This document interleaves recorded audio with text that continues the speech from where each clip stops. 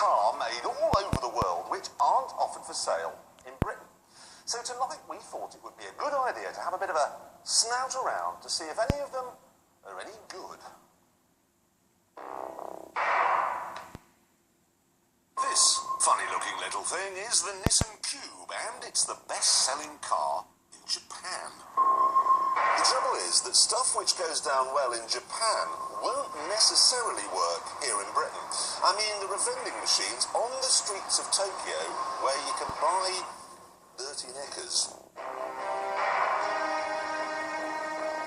I think the first of many problems this car might have if it were to come over here is the way it looks. You see, a Ferrari is aggressive and beautiful, so it covers the two most important bases in car design, sex and violence.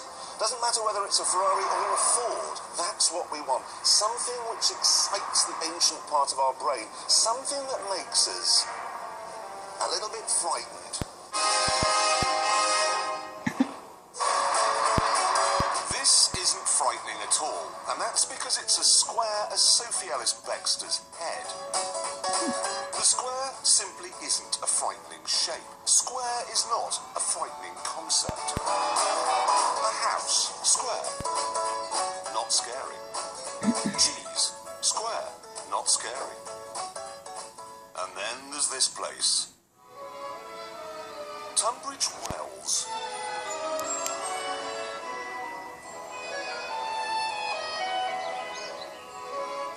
Seem to fit right in here with its mild blue rims and its chocolate box cuckoo clock looks.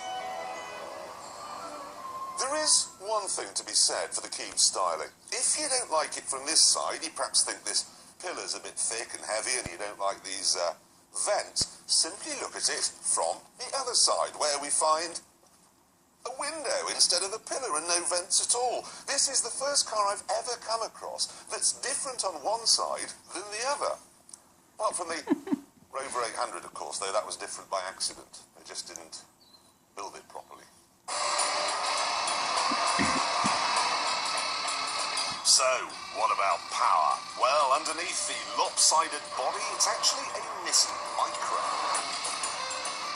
That means you get a not-at-all scary 1.4-litre engine, which results in a relaxing 0 to 60 time of 13 seconds and a soothing top speed of 103.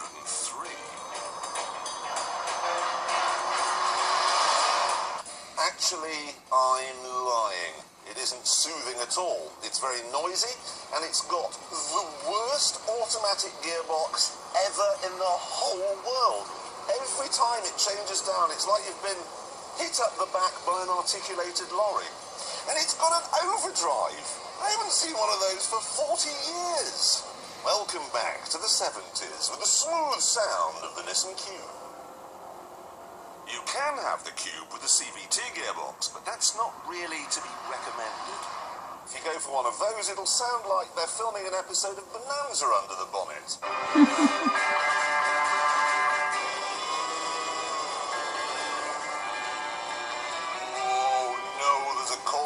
That brings me on to the second worst thing about the driving experience. Turn the wheel and you have no sense that it's actually connected to the tyres in any way. As a car then, as a machine for stirring your soul and titivating your primeval instincts, the Cube is absolutely hopeless. But as a tool, well, that's a slightly different story. It is very cheap. The price for the base model is just £8,500, which isn't bad when you bear in mind that it comes with air conditioning and power steering and a stereo and a lot of space. For such a small car, it really does have an enormous boot, and you can make it bigger still by pulling the rear seat forwards or by folding it away altogether.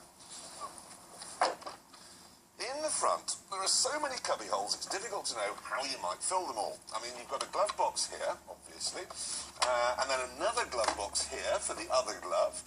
Then there's a sort of slot here and pockets in the doors. And then if we pull the bench seat down, we find a slot here for my char-grilled chicken with chestnut and sage sauce. Underneath that, we've got another one for tin salmon and scissors.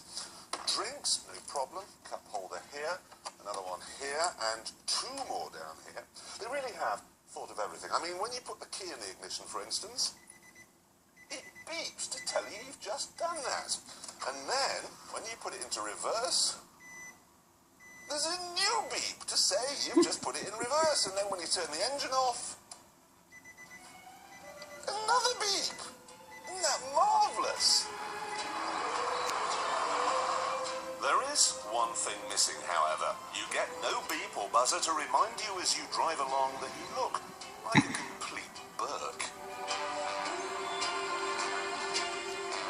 All you really need to know about this car is that if you've got a black and white cat and your name's Pat, it is available in red.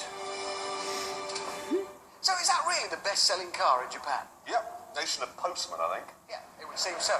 But if you're a postman over here and you want one, you could presumably import. Absolutely, there's a company who'll bring one over, cost you here, would cost you after the shipping costs and tax and so on, between £11,000 or £12,000. Or you can have one with an electric motor in the back to make it four-wheel drive. Why?